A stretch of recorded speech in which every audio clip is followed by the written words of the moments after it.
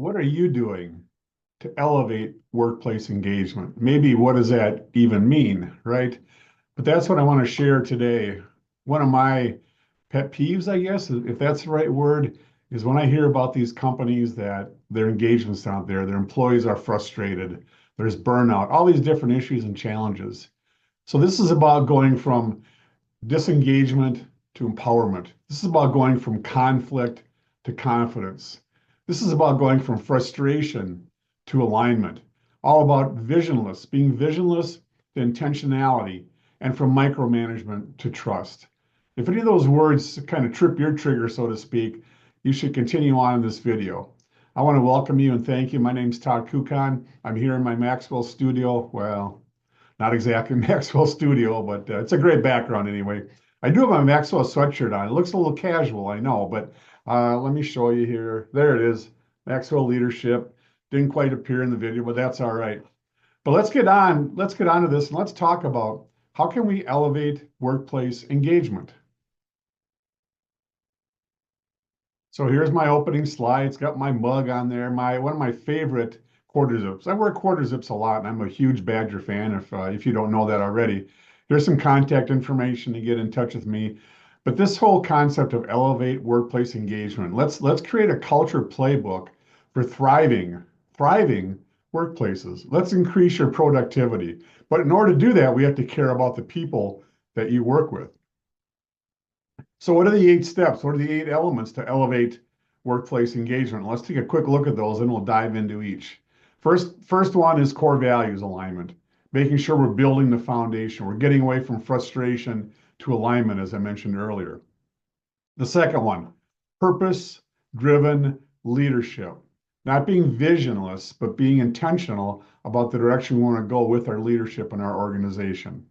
Third one, generational synergy. There are so many challenges with generations in the workplace. It's kind of this new kind of inclusivity that's been involved with 5 different generations in the workplace. It makes for a huge challenge. So let's figure out how we can take these diverse perspectives and how we can make how differences can make us better. Differences make us better. So let's figure out a way to change that in the workplace so we can get from disengagement to empowerment.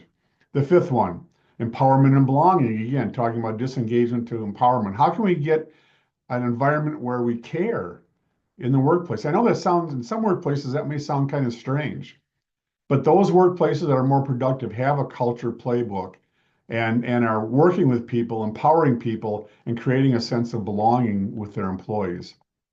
Number 5, speak your piece. Communication is culture. Communication is the cornerstone. And I know it sounds kind of, anecdotal or old-fashioned, but it's been the case for hundreds of years. Communication, effective communication, not just hearing, not just listening, but active listening, all those aspects. So there's a part of that we'll talk about. Number 6 of the 8, the iceberg analogy, right? Only 10% of the iceberg you can see, but that's oftentimes what we base and judge our feelings about other people. So how can we shift away from that? How can we engage in uncomfortable conversations? Number 7, innovation through psychological safety. We have to make sure that we can get people out of this frustration and get them to alignment and seeing the best ways to work. And obviously innovation is a part of that. The final step in the Elevate Workplace Engagement is priorities for productivity. We have to create sustainable habits. Yeah, I know we're busy, right? Everybody's busy and everybody works hard. So how are we going to differentiate ourselves? And that's by creating priorities for productivity, right? What are these habits we need to create to build our workplace, to build our workforce, and to elevate workplace engagement? So let's dive into the first one, the core values alignment, building this foundation. And really, it's about employees defining and aligning their core values and helping them to align them with the organizational core values. Now, we're not going to ask either one to change their values because our values are our values. But let's take a deep dive into the individual and the organizational values. See how they're the same, see how they're different, and see how the two can work better together, how we can empower each other. And ensure there's alignment between leadership actions and company values as well. Well, I won't say we all, many of us have paint on the walls these great mission, vision, value statements, right? And they're pretty, and we have some artists we hire, and we have an unveiling, and then we don't do anything with them. Let's make sure there's alignment. Let's be intentional about working together. And these are a couple exercises that I take folks through in my workshops to help them as the first part of this culture playbook to elevate workplace engagement. The second one, purpose-driven leadership. What is purpose-driven leadership? It's focusing on purpose and this new jargony term we have called emotional intelligence. Emotional intelligence is basically everything but our cognition, but our thinking. It's how we interact with people, how we act with people, right? How we get out of frustration and conflict and build that confidence. So how are we going to do that through purpose-driven leadership? What is the why behind what we do? As an individual, what's the why as our team, as our organization? And train leaders to have that empathy and that empowerment and that trust, that intentionality. Again, a couple more workshops that I take folks through as a second step in this culture playbook. Number three, generational synergy, having conversations between the different generations to create a competitive advantage. How about reverse mentoring? Have the younger generations, the Gen Z people, have them mentor the baby boomers in your organization. Think about reverse mentoring. I learn a lot from my daughters. Sometimes it's not always good, but most of the times it is. But do some transformational generational differences work. Highlight strengths. We got to stop focusing on weaknesses. Let's focus on strengths and the unique contributions each generation brings. Every generation is different, and we can benefit from the tendencies of each of those generations. And then again, there's a couple different programs and activities that I take folks through with the Culture Playbook. Well, just like any good streaming service or video, we have to have a commercial. I've got a complimentary ebook if you haven't received it already. It's called the Seven Deadly Mistakes Every Great Leader Avoids. You can scan on this QR code. Of course, if you're on your phone, that's hard to do. Or you can go to toddkukan.com/guide and get that. Going to help you improve your leadership skills, your leadership ability. Number four, empowerment and belonging. Having an inclusive environment where people feel valued. Everybody's contributions are valued. Everybody's contributions are actually drawn out of them. We have different disc styles in the workplace, and there are different styles. That react differently, and some don't feel valued. But ask people in meetings, if you're going to have a staff meeting, get people's input, get people's feedback to help you and your organization, to elevate you and your organization. Build systems of accountability. Make sure you're recognizing people. And not just with donuts on Friday. I mean, that's fine.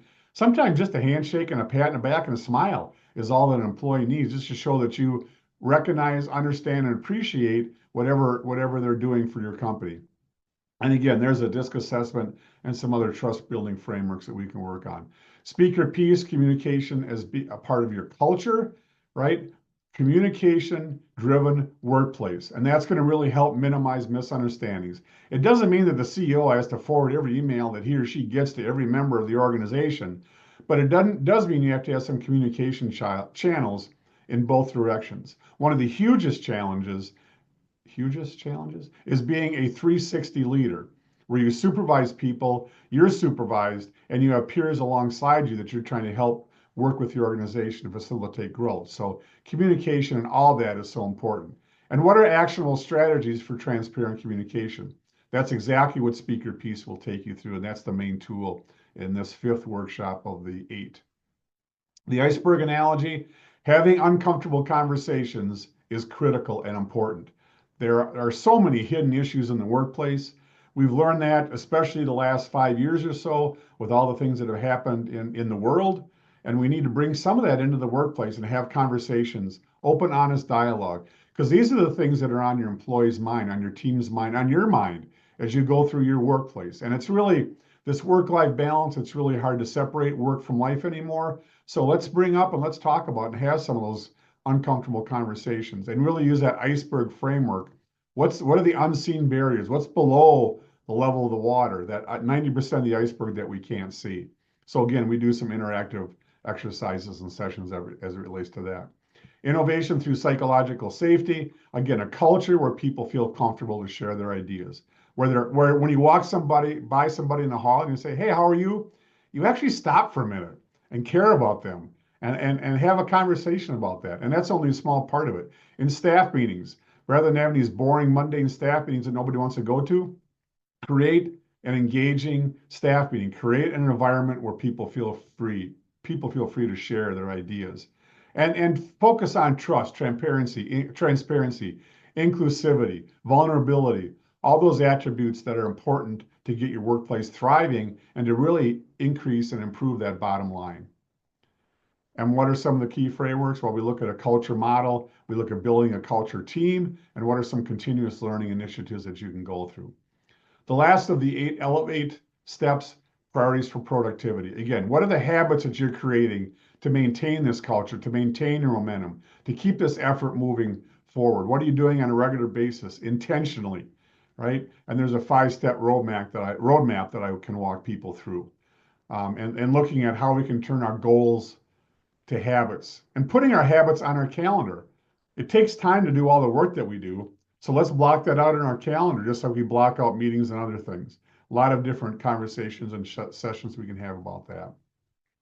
So I hope you've seen some value in this. I know this is just the tip of the iceberg. I get it? The tip of the iceberg. I talked about the iceberg before. But anyway, this is just the tip of the iceberg. Reach out to me if you want more information. I'm all over the place. I'm on LinkedIn. I'm on Facebook. You can grab my ebook here. It's complimentary, no charge or cost to you.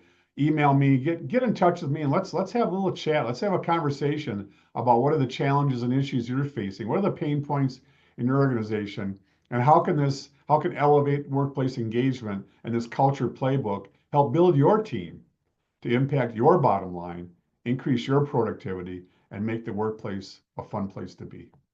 Have a great day.